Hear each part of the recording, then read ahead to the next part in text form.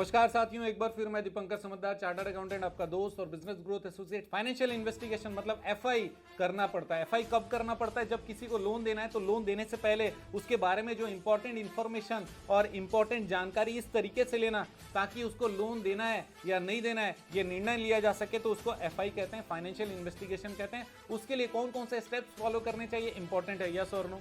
100% जानना चाहोगे तो ये पूरा वीडियो जरूर देखिएगा। बहुत इंपॉर्टेंट पॉइंट्स है, नोट करते जाइएगा। सबसे पहला पॉइंट है पैन, आधार और बैंक स्टेटमेंट किससे ले लीजिए? कस्टमर से ले लीजिए। दूसरा पॉइंट है आपको सीआईसी के रिपोर्ट निकाल लेना है। इसका मतलब क्रेडिट इंफॉर्मेशन, कंपनी का क्रेडिट रिपोर्ट निकाल लीजिए। उस कस्टमर का आधार डाल के आपको सारा रिपोर्ट मिल जाएगा। कौन सा लोन लिया, कौन सा ओवरड्यू चल रहा है, कौन सा चुका चुका है, किसमें प्रॉब्लम चल रही है, ये सारी चीजें पता चल जाएगी। अगर कोई क्रेडिट कार्ड लिया तो उसके बारे में भी जानकारी पता चल जाएगी। उसका इंस्टॉलमेंट और ईएमआई के बारे में भी आपको पता चल जाएगा। तीसरा चीज है उनका सारा एक डॉक्यूमेंट मिलाकर एक फाइल बना लीजिए। वो फाइल का 2 कॉपी करिएगा, एक कॉपी ऑफिस में रखिए और एक कॉपी जो एफआई करने जा रहे हैं उनके पास में जरूर दे दीजिए। नेक्स्ट पॉइंट ये है कि एक फॉर्मेट बनाइए इंटरव्यू करने के लिए। जब कस्टमर के पास जाएं तो उनसे कौन कौन से प्रश्न पूछना है उसका पूरा क्वेश्चनेयर बनाइए और क्वेश्चनेयर दे दीजिए जो एफआई करने जा रहे हैं, ताकि वो जाएं और वो सारे प्रश्नों के जवाब लिखें और जवाब क्या क्या सामने वाले से लेना है ये भी सारी चीजें पहले से उनको ट्रेनिंग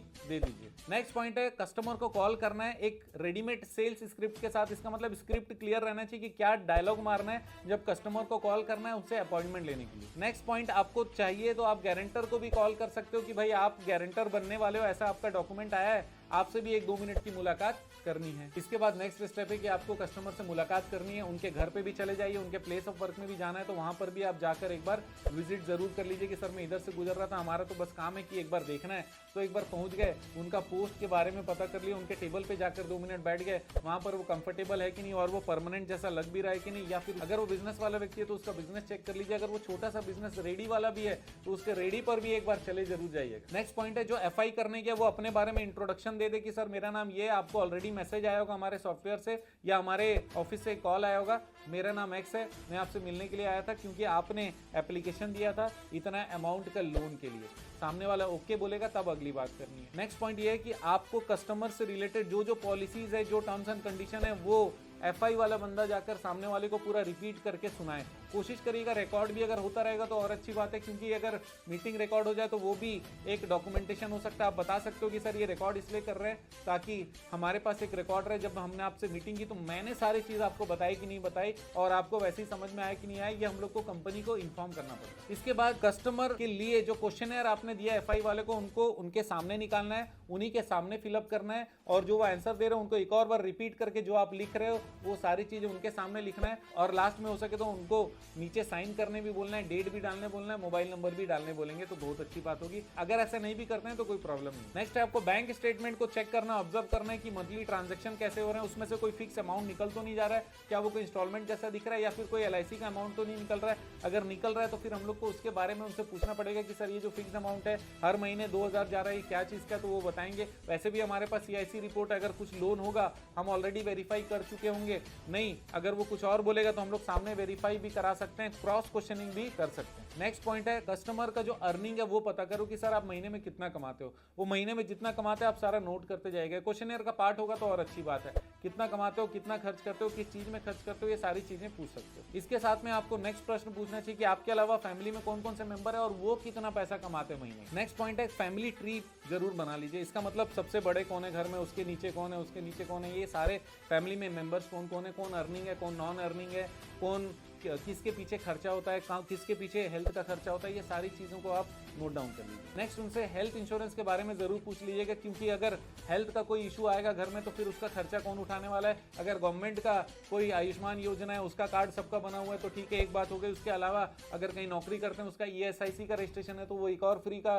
अरेंजमेंट हो गया। इसके अलावा अगर उन्होंने कोई जनरल इंश्योरेंस से हेल्थ इंश्योरेंस लेकर रखा है तो और भी अच्छी बात होगी। यस और नो। अगला आपको पूछना है कौन कौन से खर्चे मेजर है, जैसे एजुकेशन का खर्चा, ट्रैवलिंग एंड कन्वेंस का खर्चा, इसके अलावा कोई रेंट का खर्चा, इलेक्ट्रिसिटी का खर्चा, टेलीफोन का खर्चा, केबल का खर्चा, ऐसे मोटा मोटी जो अमाउंट हो जाते हैं, मंथली राशन कितना यूज करते हो, ऐसा आप जरूर पूछ सकते हो, क्योंकि आप लोन देने वाले हो, आपको फाइनेंशियल इन्वेस्टिगेशन करना है। जनरली बड़े लहजे से पूछिएगा तो सामने वाले को लगेगा कि बस ये जानकारी ले रहा है। ये तो नेक्स्ट ये पूछना है कि अगर कुछ हो जाए तो उसके लिए लाइफ इंश्योरेंस आपने कुछ लिया है क्या, लिया है तो कितने अमाउंट का लिया है, उसका पॉलिसी अगर हो सके तो देखिए। अब आपने जो CIC निकाला ना, उसमें जो जो चीजें आपको समझनी है वो डायरेक्टली सामने वाले से बैठकर समझ लीजिएगा, ताकि क्लियर हो जाए कौन सा इंस्टॉलमेंट किसके लिए दिया, कौन से कंपनी के दिया। वैसे वहां पर लिखा होगा, फिर भी इसलिए पूछना है कि कई बार CIC में भी गड़बड़ लिखा जाता है, किसी के CIC में एक दूसरे का किया हुआ कलाकारी के कारण उसमें लोन दिखने लगता है। ऐसा हो सकता है, मैं नहीं कह रहा हूं ऐसा हुआ होगा, लेकिन पूछने में क्या जाता है। नेक्स्ट पॉइंट ये है कि कस्टमर को ये पूछना है कि एक बैंक का अपने डिटेल दिया, तो उसके अलावा कोई दूसरा बैंक अकाउंट है क्या, ये जरूर पूछ लीजिए।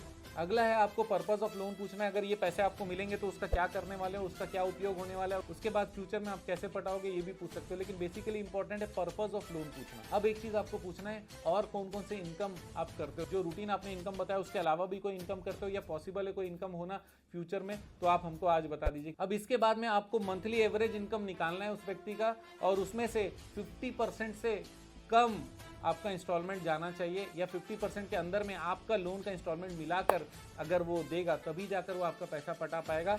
ये फाइनेंशियल रूल है, ये फाइनेंस देने का रूल है, ये आपको ध्यान में रखना है। इसका मतलब अगर उसका महीने का इनकम 20,000 रुपये है, तो फिर उसका जो महीने का इंस्टॉलमेंट आपका लोन का इंस्टॉलमेंट मिलाकर भी 10,000 से ज़्यादा नहीं होना चाहिए। ये चीज़ आपको ध्यान में रखना है। लेकिन ये उससे सामने वाले से बात करने की ज़रूरत नहीं है। आप सिर्फ ये बता सकते हो सर जब 50% से ज़्यादा इंस्टॉलमेंट में चला जाएगा तो आप खाओगे क्या। तो उसके बाद अगर कुछ वो नई जानकारी देता है या इन्फॉर्मेशन देता है, या फिर मेरे ससुर से कुछ पैसा आता है, या मेरे ससुर जी का कोई रेंटल है जो मुझे मिलता है, ऐसा कुछ है, या फिर कोई भी ऐसा एक्सप्लेनेशन जिसको प्रूफ किया जा सके, आप जरूर सुन लीजिएगा। क्योंकि फाइनेंशियल इन्वेस्टिगेशन एक वास्ट जानकारी किसी के बारे में लेना रहता है, और उसके आसपास के लोग, उनके फैमिली वाले लोगों के बारे में भी लेना रहता है, और साथ ही साथ में आप आस पड़ोस से भी थोड़ा बहुत उनका नाम और नेचर जरूर पता करवा लीजिएगा। तो उससे आपका FI क्लोज हो जाएगा, FI कंप्लीट हो जाएगा ऑलमोस्ट। इसके अलावा आपको और कोई पॉइंट या परेशानी याद आए ज़रूर कमेंट करिएगा। आप जानते हैं मेरा मिशन है हमेशा आप लोगों की मदद करना और समय पर सारी जानकारी देना, तो बने रहिएगा मेरे साथ। वीडियो को शेयर ज़रूर करिएगा। आपका दिन ज़बरदस्त और शुभ हो।